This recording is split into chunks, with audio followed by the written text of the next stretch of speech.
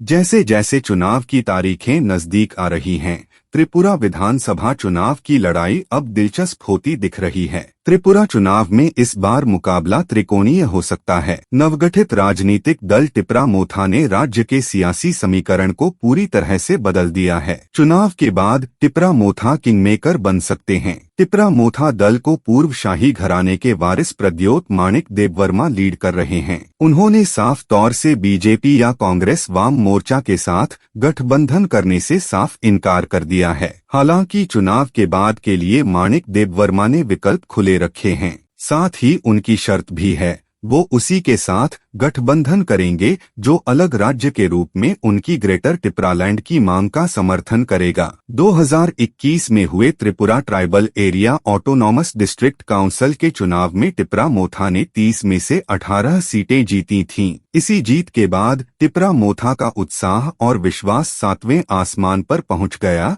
और उत्साहित होकर पार्टी ने विधानसभा चुनाव अकेले लड़ने का फैसला लिया है। साथ ही वह इस चुनाव में कम से कम 20 सीटों पर जीत की उम्मीद कर रहे हैं। दूसरी ओर बीजेपी है, जो कोई कसर नहीं छोड़ रही है। बीजेपी ने 55 सीटों पर चुनाव लड़ने का फैसला किया है और सहयोगी दल Indigenous People's Front of Tripura को 5 सीटें दी हैं। उधर आईपीएफटी भी ग्रेटर टिपरालैंड राज्य की मांग उठा रही है और कहीं न कहीं टिपरा मोथा के मतदाताओं में सेंधमारी की कोशिश में लगी है। पिछले विधानसभा चुनाव में बीजेपी और आईपीएफटी गठबंधन ने वाम मोर्चे के 25 साल के लंबे शासन को समाप्त कर दिया था। बीजेपी ने 2018 के चुनाव में 36 सीटों पर कब्जा किया था, जिसमें 10 सीटें एसटी आरक्षित थीं।